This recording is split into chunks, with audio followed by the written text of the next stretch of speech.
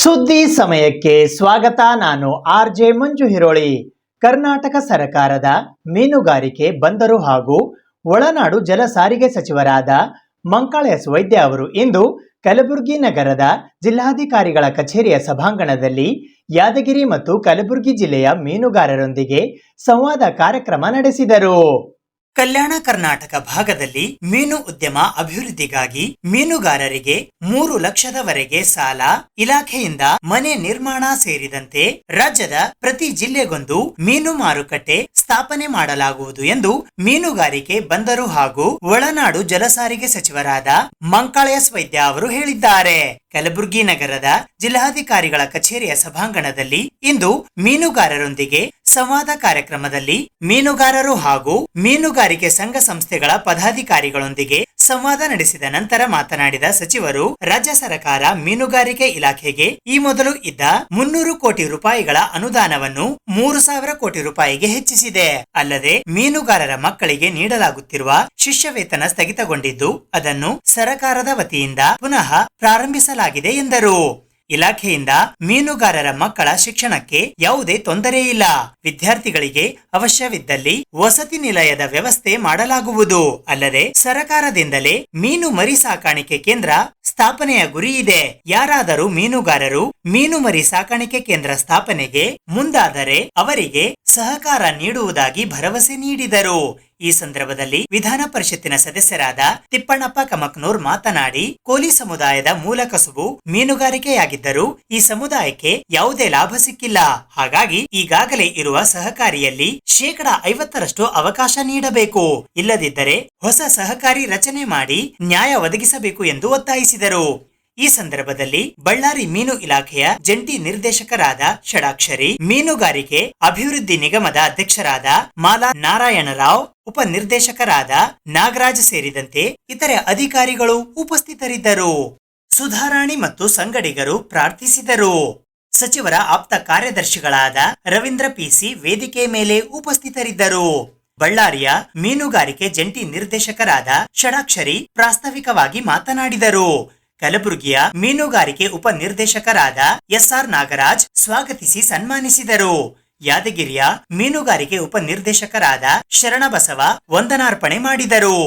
ಈ ಸಂದರ್ಭದಲ್ಲಿ ಯಾದಗಿರಿಯ ಮೀನುಗಾರಿಕೆ ಸಹಾಯಕ ನಿರ್ದೇಶಕರಾದ ಶಂಕರ ಗೋಂದಳಿ, ಸುರಪುರದ ಮೀನುಗಾರಿಕೆ ಸಹಾಯಕ ನಿರ್ದೇಶಕರಾದ ಪದ್ಮಾವತಿ, ಚಿಂಚೋಳಿಯ ಮೀನುಗಾರಿಕೆ ಸಹಾಯಕ ನಿರ್ದೇಶಕರಾದ ಗಣೇಶ್ ಹಾಗೂ ಕಲಬುರಗಿಯ ಮೀನುಗಾರಿಕೆ ಸಹಾಯಕ ನಿರ್ದೇಶಕರಾದ ಉಮೇಶ್ ಭೋವಿ ಸೇರಿದಂತೆ ಇತರರು ಉಪಸ್ಥಿತರಿದ್ದರು. ಅದು ಎಷ್ಟರ ಮಟ್ಟಿಗೆ ನಿಮಗೆ ಈ ಭಾಗದ ಜನಕ್ಕೆ, ಅದರಲ್ಲೂ ಈ ಭಾಗದ ಮೀನುಗಾರರಿಗೆ ಎಷ್ಟರ ಮಟ್ಟಿಗೆ ಇದು ಸರಿಯಾಗಿ ನಿಮಗೆ ಅನುಕೂಲ ಆಗ್ತಾ ಇದೆ, ಇಲ್ಲ ಅಂದರೆ ಏನು ಮಾಡಿದರೆ ನಿಮಗೆ ಅನುಕೂಲ ಮಾಡುವ ಹಾಗೆ ಮಾಡಲಿಕ್ಕೆ ಸಾಧ್ಯ ಉಂಟು. ಒಂದೊಂದು ಭಾಗಕ್ಕೆ ಹೋದಾಗ ಒಂದೊಂದು ರೀತಿ. ಈಗ ನಮ್ಮ ಕಡೆ ಸಮುದ್ರ ಮೀನು ಮರಿನೂ ಬಿಡೋದಿಲ್ಲ, ಅಥವಾ ಅದಕ್ಕೆ ಫೀಡು ಹಾಕೋದಿಲ್ಲ, ಅದು ಹರಾಜು ಮಾಡೋದಿಲ್ಲ, ಹೋಗೋದು ದೇವರು ನಂಬಿಕೊಂಡು ಬಲೆ ಹಾಕಿ ಮೀನು ಹಿಡ್ಕೊಂಡು ಬರೋದು. ಸಮುದ್ರ ಕೊಟ್ಬಿಟ್ಟಿದ್ದಾನೆ. ಕೆಲವು ಕಡೆ ನದಿ ಇದೆ, ದೊಡ್ಡ ದೊಡ್ಡ ನದಿ ಇದೆ, ಅಲ್ಲೂ ಹಾಗೆ ಹೆಚ್ಚು ಕಡಿಮೆ ಯಾವುದೇ ಮೀನು ಮರಿ ಬಿಡದೆ ಅಲ್ಲೂ ಉತ್ಪನ್ನ ಆಗ್ತಾ ಇರ್ತದೆ, ಸಿಗ್ತಾ ಇರ್ತದೆ, ಹೋಗ್ತಾ ಇರ್ತದೆ. ಇನ್ನೊಂದು ಕೆರೆಯಲ್ಲಿ ಪ್ರತಿ ವರ್ಷ ಮೀನು ಮರಿ ಬಿಡಬೇಕು, ಮತ್ತು ಮೀನನ್ನು ಹಿಡಿಬೇಕು, ಮತ್ತು ಪುನಃ ಮಳೆ ಹುಯ್ಲಿಲ್ಲ ಅಂದರೆ ಮೀನು ಬಿಡುವಂಗೂ ಇಲ್ಲ, ಅಲ್ಲಿ ಮರಿನೂ ಬಿಡುವಂಗಿಲ್ಲ. ಹೀಗೆ ಒಂದೊಂದು ಕಡೆಗೆ ಹೋದಾಗ ಒಂದೊಂದು ಅನುಭವ ಆಗಿದೆ. ಹೆಚ್ಚು ಕಡಿಮೆ ಈ ರಾಜ್ಯದ ಎಲ್ಲ ಜಿಲ್ಲೆ ಅಥವಾ ಎಲ್ಲ ಮೂಲೆ, ಇಡೀ ರಾಜ್ಯದ ಮೂಲೆ ಮೂಲೆಯಲ್ಲಿ ಮೀನುಗಾರಿಕೆಯ ಸಮಸ್ಯೆ ಬಗ್ಗೆ ನಾನು ತಿಳ್ಕೊಂಡು ಬಂದಿದ್ದೇನೆ. ನಾವೇ ಅಲ್ಲಿ ಕೂತ್ಕೊಂಡು ಬೆಂಗಳೂರಲ್ಲಿ ಕೂತ್ಕೊಂಡು ಒಂದು ನಿರ್ಧಾರ ಮಾಡಿದರೆ ಅದು ನಿಮಗೆ ಅನುಕೂಲ ಆಗೋದಿಲ್ಲ.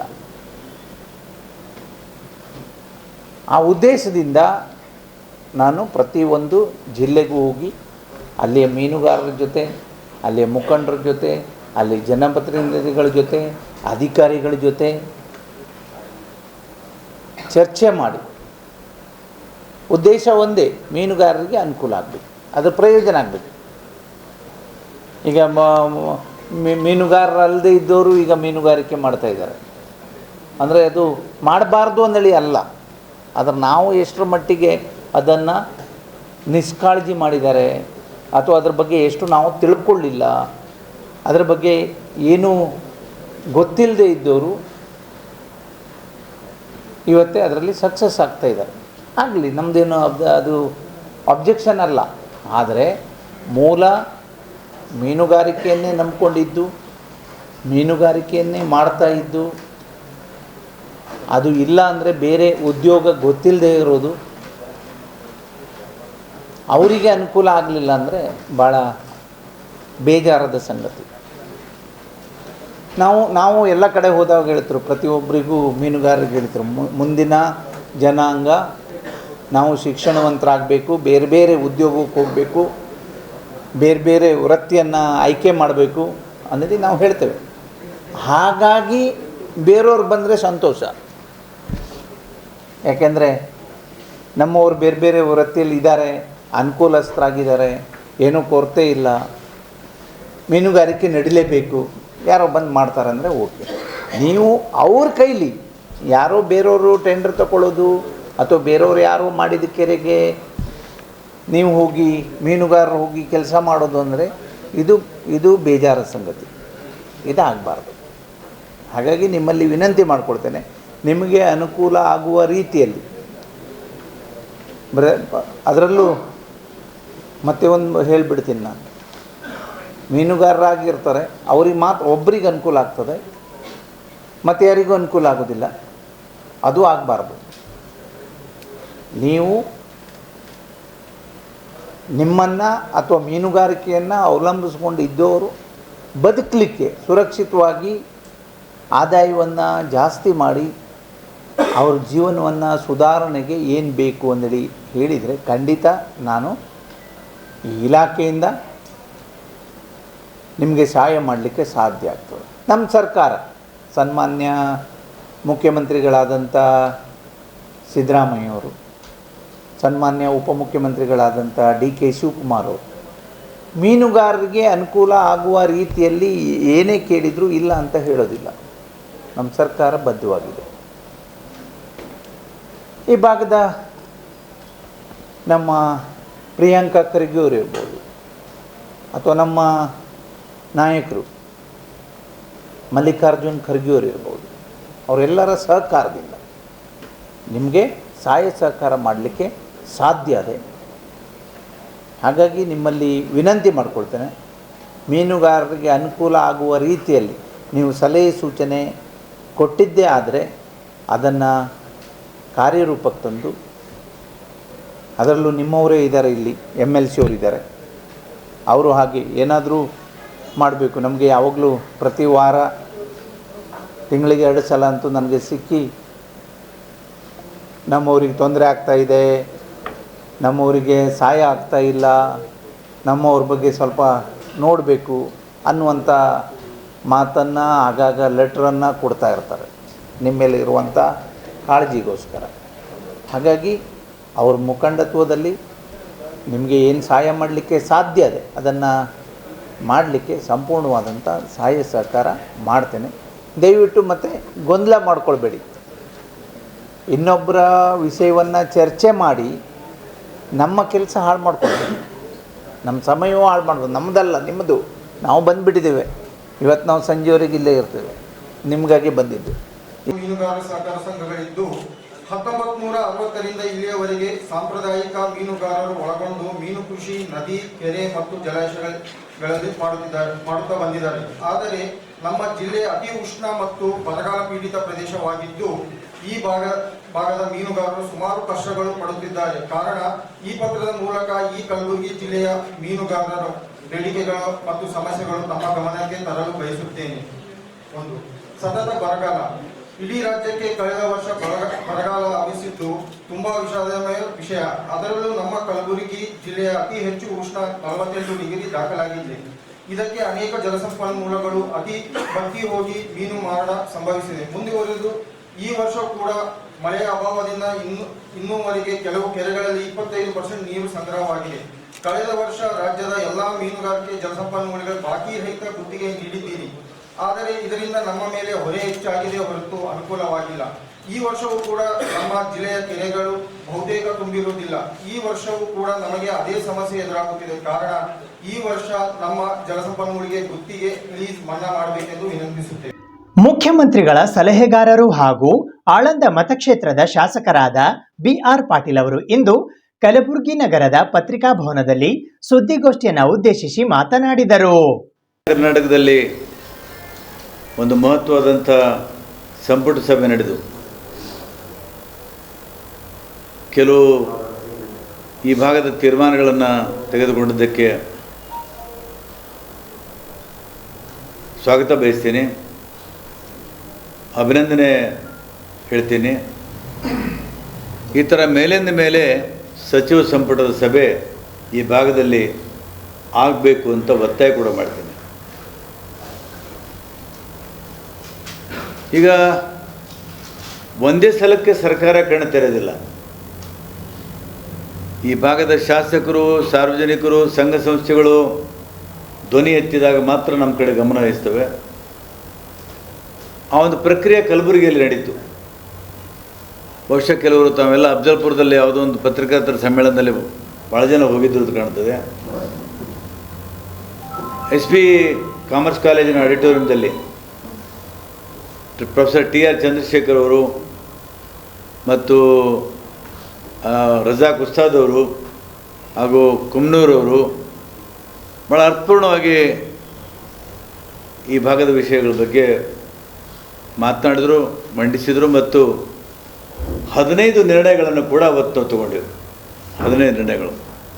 ಅದನ್ನು ಹೋಗಿ ನಮ್ಮ ಬಸವರಾಜ್ ದೇಶಮುಖ್ ಶರಣಬಸವೇಶ್ವರ ಸಂಸ್ಥಾನದ ಕಾರ್ಯದರ್ಶಿಗಳು ಹಾಗೂ ಲಕ್ಷ್ಮಣ ದಸ್ತಿಯವರು ಇನ್ನಿತರರು ಹೋಗಿ ಮುಖ್ಯಮಂತ್ರಿಗಳನ್ನು ಭೇಟಿ ಮಾಡಿ ಆ ನಿರ್ಣಯಗಳನ್ನು ಕೂಡ ಕೊಟ್ಟಿದ್ದಾರೆ. ಅದರಲ್ಲಿ ಕೆಲವು ಅಂಶಗಳು ಒಪ್ಪಿದ್ದಾರೆ, ಕೆಲವು ಬಹುತೇಕ ಅಂಶಗಳು ಒಪ್ಪಿಲ್ಲ. ಅದು ಸರ್ಕಾರದ ಇತಿಮಿತಿ, ಅದರ ಬಗ್ಗೆ ನಾನು ಮಾತಾಡೋದಿಲ್ಲ. ಒಂದು ಭಾಳ ಪ್ರಮುಖವಾದಂಥ ವಿಷಯವನ್ನು ಒಪ್ಪಿದ್ದಾರೆ. ಈ ಭಾಗದಲ್ಲಿ ಸಚಿವಾಲಯ ನಾವು ಸ್ಥಾಪನೆ ಮಾಡ್ತೀವಿ ಅನ್ನೋಂಥದ್ದು ಇದು ಮಹತ್ವವಾದಂಥ ಹೆಜ್ಜೆ.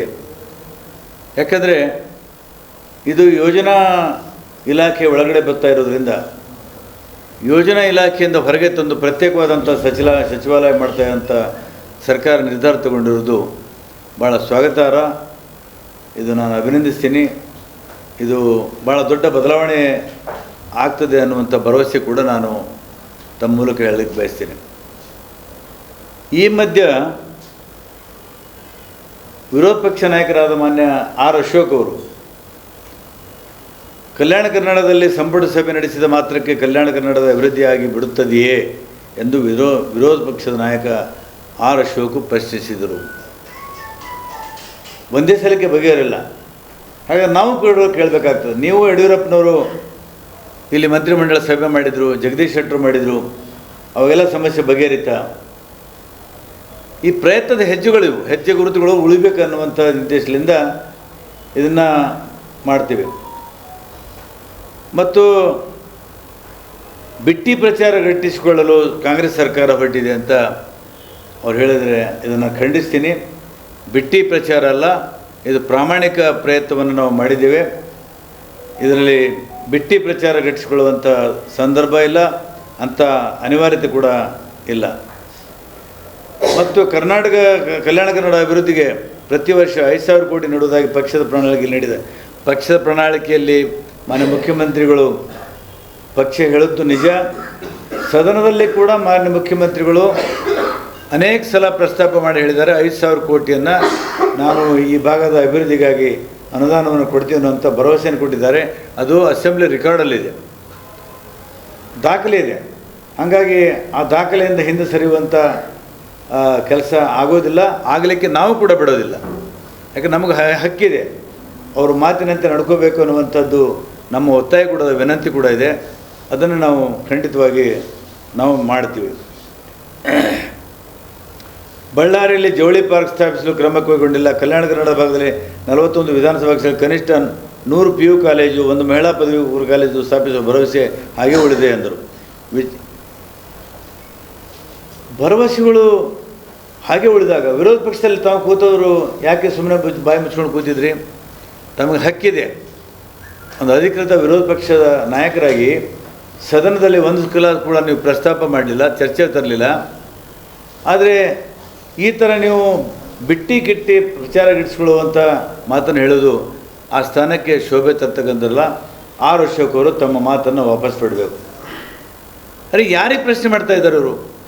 ಯಡಿಯೂರಪ್ಪರಿಗೆ ಪ್ರಶ್ನೆ ಮಾಡ್ತಾ ಇದ್ದಾರೆ, ಜಗದೀಶ್ ಶೆಟ್ಟರ್ ಪ್ರಶ್ನೆ ಮಾಡ್ತಾ ಇದ್ದಾರೆ. ಹಿಂದೆ ಅವರು 3 ಸಲ ಕ್ಯಾಬಿನೆಟ್ ಮೀಟಿಂಗ್ ಮಾಡಿದ್ದಾರೆ. ಮತ್ತು ಇದೇ ಮಾತನ್ನು ಆವತ್ತು ಹೇಳಬೇಕಾಗಿತ್ತು. ಅಲ್ಲಿ ಅಲ್ಲಿ ಕ್ಯಾಬಿನೆಟ್ ಮೀಟಿಂಗ್ ಮಾಡಿದ್ರೆ ಎಲ್ಲ ಸಮಸ್ಯೆ ಬಗೆಹರುತ್ತೆ ಅಂತ ಬೆಂಗಳೂರಲ್ಲಿ ಕೂತು ಮಾಡ್ಬೋದಾಗಿತ್ತು ಅನ್ನೋಂಥ ಅರ್ಥದಲ್ಲಿ ಹೇಳಿದ್ದಾರೆ. ನೀವು ಕೂಡ ಬೆಂಗಳೂರಿನಲ್ಲಿ ಕೂತು ಮಾಡ್ಬೋದಾಗಿತ್ತು. ಆದರೆ ಇಲ್ಲಿ ಸ್ಥಳೀಯವಾಗಿ ಬರೋದ್ರಿಂದ ಈ ಭಾಗದ ಜನರ ಒತ್ತಡ ಮತ್ತು ಇಲ್ಲಿ ಸಮಸ್ಯೆಗಳು ಅವ್ರ ಗಮನಕ್ಕೆ ಬರಬೇಕು, ಅವರಿಗೆ ಕಣ್ಣಿಗೆ ಬೀಳಬೇಕು ಅನ್ನುವಂಥ ಉದ್ದೇಶದಿಂದ ನಿಮ್ಮ ಸರ್ಕಾರ ಕೂಡ ಮಾಡಿತ್ತು, ನಮ್ಮ ಸರ್ಕಾರ ಕೂಡ ಮಾಡ್ತದೆ. ಹೀಗಾಗಿ ವಿರೋಧ ಪಕ್ಷ ನಾಯಕರಾದ ಆರ್ ಅಶೋಕ್ ಅವರು ಇದು ಪಾಠ ನಮಗೆ ಹೇಳಿಕೊಡ್ಬೇಕಾಗಿಲ್ಲ. ನಮಗೆ ಈ ಭಾಗದ ಅಭಿವೃದ್ಧಿ ಬಗ್ಗೆ ಕಾಳಜಿ ಇದೆ, ಕಳಕಳಿ ಇದೆ, ಅಧ್ಯಯನ ಇದೆ. ನಾವು ಬರೀ ಬೇಡಿಕೆಗಳ ಮುಖಾಂತರ, ವಿನಂತಿಗಳ ಮುಖಾಂತರ ನಮ್ಮ ಸಮಸ್ಯೆಯನ್ನು ಬಗೆಹರಿಸಿಕೊಳ್ಳಲ್ಲ, ಹೋರಾಟಗಳ ಮುಖಾಂತರ ಕೂಡ ನಾವು ಈ ಸಮಸ್ಯೆಗಳನ್ನು ಬಗೆಹರಿಸಿಕೊಳ್ತೇವೆ. ಆಕಾಶ್ನಿಂದ ಹಂಟ್ ಅಂತೆ 2024 ಪರೀಕ್ಷೆಯ ಕುರಿತು ಆಕಾಶ್ನ ಸಿಇಒ ಮತ್ತು ಎಂಡಿಗಳಾದ ದೀಪಕ್ ಮೆಹ್ರೋತ್ರಾ ಅವರು ಮಾಹಿತಿ ನೀಡಿದ್ದಾರೆ.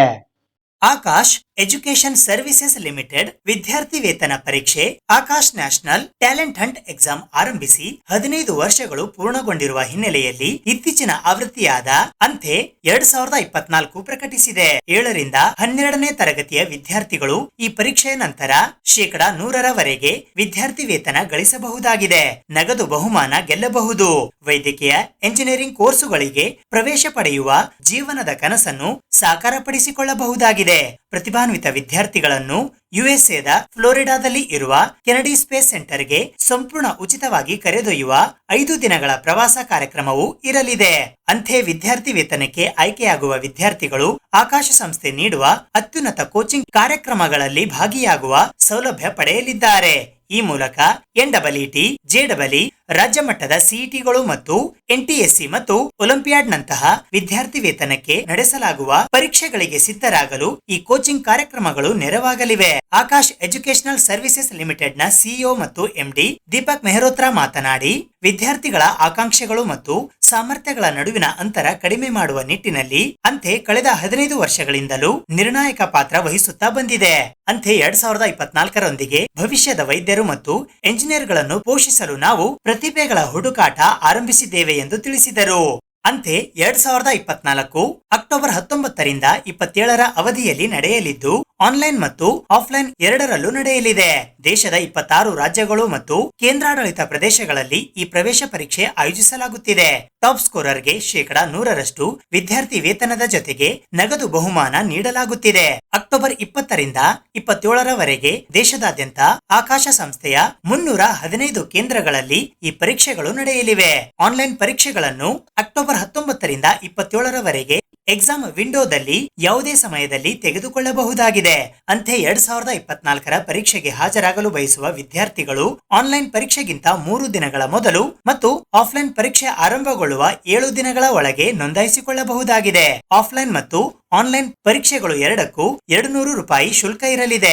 ಫಲಿತಾಂಶವನ್ನು 10ನೇ ತರಗತಿ ವಿದ್ಯಾರ್ಥಿಗಳಿಗೆ ನವೆಂಬರ್ 8ರಂದು ಪ್ರಕಟಿಸಲಾಗುತ್ತದೆ. ಇದೇ ವೇಳೆ 7ರಿಂದ 9ನೇ ತರಗತಿ ವಿದ್ಯಾರ್ಥಿಗಳಿಗೆ ನವೆಂಬರ್ 13 ಮತ್ತು 11 ಮತ್ತು 12ನೇ ತರಗತಿಯ ವಿದ್ಯಾರ್ಥಿಗಳಿಗೆ ನವೆಂಬರ್ 16ರಂದು ಫಲಿತಾಂಶ ಪ್ರಕಟಗೊಳ್ಳಲಿದೆ. ಈ ಎಲ್ಲಾ ಫಲಿತಾಂಶಗಳು ಅಂತೆ ವೆಬ್ಸೈಟ್ ante.akash.ac.in ನಲ್ಲಿಯೂ ಲಭ್ಯವಿರಲಿದೆ ಎಂದು ಇದೇ ವೇಳೆ ಅವರು ಮಾಹಿತಿ ನೀಡಿದರು. ಈ ಸಂದರ್ಭದಲ್ಲಿ ವರುಣ್ ಸೋನಿ, ರಾಜೇಶ್ ಕುಮಾರ್, ರವಿಕುಮಾರ್ ದೊಡ್ಡಿ, ರಾಜೇಶ್ ಸಿ ಸೇರಿದಂತೆ PR and communication head Varun Soni, deputy director Rajesh Kumar Karukuri, assistant director Doddi Ravikumar, branch head Rajesh C ಸೇರಿದಂತೆ ಇತರರು ಉಪಸ್ಥಿತರಿದ್ದರು. Good afternoon. Myself Rajesh, working in Akash Institute as Deputy Director. Akash Institute, since 3 decades, we have been preparing the children for NEET and JEE preparation. Just like every year, this year also we are conducting Akash National Talent Hunt exam in order to nurture the young brains and also support the middle class and talented children across the country. This is 15th Ante year, and through Ante we are reaching all the children across the country in order to promote the good education and competitive environment. This Akash National Talent Hunt exam, it is meant for 7th to 12th studying students, and we are conducting this exam from October 19th to 27th, online as well as offline mode. Child, as per their convenience, they can opt either online or offline. The registration fees for this exam is 200 rupees. Exam duration is just only 1 hour. And it is multiple choice questions. There is no negative marking. So we request all the media team members to promote this exam so that it will reach each and every school, each and every child, so that the children who deserve to take part in this competitive examinations or competitive preparation will aware of this Ante examination, and they will take all the benefits from Akash Institute. Akash Institute across the country, we are having 300 plus branches. We are conducting this exam in the offline mode on certain dates like October 20th and 25th, 27th. Wherever online exam is there, that is 19th to 27th, we are conducting in online mode. Registration process also very, very simple. They can visit our Ante website, Akash website, and they can register the exam very comfortably. ನಮಸ್ಕಾರ, ನನ್ನ ಹೆಸರು ರಾಜೇಶ್ ಅಂತ. ನಾನು branch head ಆಗಿದ್ದೀನಿ Akash ಗುಲ್ಬರ್ಗದಲ್ಲಿ. So ನಾವು ಪ್ರತಿ ವರ್ಷ ಆಂತೆ ಎಕ್ಸಾಮ್ಸ್ನ conduct ಮಾಡ್ತಾಯಿದ್ವಿ. ಆಕಾಶ್ ಬಂದು 32 ವರ್ಷ ಪೂರೈಸ್ತಾ ಇದೆ. ಸೊ ಇದು ಆಕಾಶ್ ಆಂತೆ ಎಕ್ಸಾಮ್ ಬಂದು ಇದು 15ನೇ ವರ್ಷ. ಪ್ರತಿ ವರ್ಷ ನಡೆದಂತೆ ಈ ವರ್ಷ ಕೂಡ ಗುಲ್ಬರ್ಗ ಎಲ್ಲ ಸ್ಕೂಲ್ಸಲ್ಲೂ ಎಲ್ಲ ಮಕ್ಳಿಗೂ ನಾವು 7th, 8th, 9th, 10th ಮತ್ತು first P U, second P U ಮತ್ತು ಪಿ ಯು ಪಾಸ್ಡ್ ಔಟ್ ಅವ್ರಿಗೆ ನಾವು ಆಂತೆ ಎಕ್ಸಾಮ್ಸ್ನ ಕಂಡಕ್ಟ್ ಮಾಡ್ತಾಯಿದ್ದೀವಿ. ಸೊ ಡೇಟ್ಸ್ ಬಂದು ಅಕ್ಟೋಬರ್ 19th ಶುರುವಾಗಿ 27th ಇರುತ್ತೆ. ಆನ್ಲೈನ್ ರಿಜಿಸ್ಟ್ರೇಷನ್ ಮತ್ತು ಆಫ್ಲೈನ್ ರಿಜಿಸ್ಟ್ರೇಷನ್ ಎರಡೂ ಇರುತ್ತೆ. ಆನ್ಲೈನ್ ರಿಜಿಸ್ಟ್ರೇಷನ್ ಬಂದು 20th ಡೆಡ್ಲೈನ್ ಇರುತ್ತೆ, ಆ್ಯಂಡ್ ಆಫ್ಲೈನ್ ರಿಜಿಸ್ಟ್ರೇಷನ್ ಬಂದು ಸೇಮ್ 19th ಡೆಡ್ಲೈನ್ ಇರುತ್ತೆ. ಮಕ್ಕಳು ಸೆಂಟರ್ಗೆ ಬಂದು ರಿಜಿಸ್ಟ್ರೇಷನ್ ಕೂಡ ಮಾಡ್ಕೋಬೋದು, ಇಲ್ಲಾಂದರೆ ಆನ್ಲೈನಲ್ಲಿ ಕೂಡ ರಿಜಿಸ್ಟ್ರೇಷನ್ ಮಾಡ್ಕೋಬೋದು. ಹಾಗೆ ಕೆಲವೊಂದು ಸ್ಕೂಲ್ಸಲ್ಲೂ ನಾವು ಕಂಡಕ್ಟ್ ಮಾಡ್ತಾಯಿದ್ವಿ ಎಕ್ಸಾಮ್ಸ್ನ, ಅಲ್ಲೂ ಕೂಡ ರಿಜಿಸ್ಟ್ರೇಷನ್ ಮಾಡ್ಕೋಬೋದು. ಸೊ ರಿಜಿಸ್ಟ್ರೇಷನ್ ಮೊತ್ತ ಬಂದು 100 rupees ಇದೆ. ಸೊ ಅದನ್ನು ಅವರು ಆನ್ಲೈನ್ ಸ್ಕೂಲಲ್ಲಿ ಪೇ ಮಾಡ್ಬೋದು. My name is Ravi Kumar, Assistant Director Akash Gulbarga. So at Akash, we are conducting this Akash National Talent Hunt examination for the past 15 years, and we are nurturing lakhs of students. So far, 55 lakh students have given this examination and got benefited out of it in various forms like cash awards and 100% fee scholarships. So by this way, we are helping the children who are really deserved such kind of competitive classes, and also who could not afford such classes. Akash is helping lakhs of students, and we are taking it forward. Last year, there are close to 11.8 lakh children have given this examination, and this year also, we are giving 100% scholarships, as well as for many deserved students, we are giving the cash awards for the students who got into 1 to 100 All India ranks into various classes. And every class children will be given the All India rank, statewide rank. Plus we will also be preparing them by providing a free mock test before they go for the Ante examination. So between 19th and 27th of October, we'll be conducting this Ante, and right after 10 days, we will be giving the results. On November 8th, we'll be giving the result for the class 10th children. 13th November, we'll be giving for 7th, 8th, 9th studying children. So this exam is basically meant for class 7th to 12th and 12th passed kids. So we'll be nurturing all these categories. Thank you so much. Requesting all the media team to kindly promote this so that this information will be reaching out to every deserved child, every child across the country. 11 ದಿನಗಳ ಕಾಲ ಕಲಬುರಗಿ ಮಹಾನಗರದಾದ್ಯಂತ ಪ್ರತಿಷ್ಠಾಪನೆ ಮಾಡಲಾಗಿದ್ದ ಸಾರ್ವಜನಿಕ ಗಣೇಶ ಮೂರ್ತಿಗಳನ್ನು ಮಂಗಳವಾರ ರಾತ್ರಿ ಅನಂತ ಚತುರ್ದಶಿಯ ಹಿನ್ನೆಲೆಯಲ್ಲಿ ಕಲಬುರಗಿ ನಗರದ ಅಪ್ಪಾಕೆರೆಯ ಪುಷ್ಕರಣಿಯಲ್ಲಿ ವಿಸರ್ಜಿಸಲಾಯಿತು.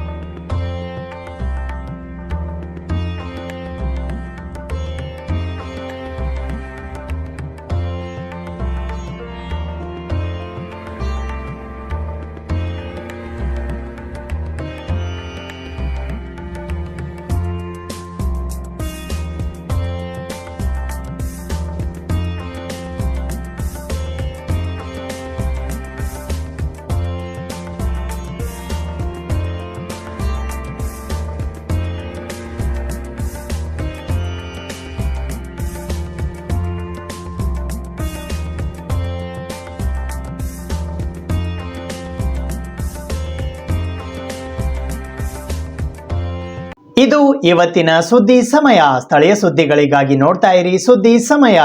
ನಿಮ್ಮ ನೆಚ್ಚಿನ ಸುದ್ದಿ ಸಮಯವನ್ನು ಡೆನ್ ಸೆಟ್ ಬಾಕ್ಸ್ನ ಚಾನೆಲ್ ಸಂಖ್ಯೆ 746ರಲ್ಲಿ ಪ್ರತಿದಿನ ರಾತ್ರಿ 9 ಗಂಟೆಗೆ, ಮರುಪ್ರಸಾರ ರಾತ್ರಿ 10 ಗಂಟೆಗೆ ಮತ್ತು ಮರುದಿನ ಬೆಳಿಗ್ಗೆ 8 ಗಂಟೆ ಮತ್ತು 9 ಗಂಟೆಗೆ ವೀಕ್ಷಿಸಬಹುದು. ಇದು SS ಡಿಜಿಟಲ್ ಚಾನಲ್, ಶ್ರೀ ಸುಮಂಗಲಿ ಡಿಜಿಟಲ್ ಚಾನಲ್. ನೀವು ನೋಡ್ತಾ ಇದ್ದೀರಿ ಸುದ್ದಿ ಸಮಯ, ಸ್ಥಳೀಯ ಸುದ್ದಿಗಳಿಗಾಗಿ. ಸುದ್ದಿ ಸಮಯದ ಪ್ರಾಯೋಜಕರು Mahalakshmi jewellers, gold hub, main road, Kalaburagi.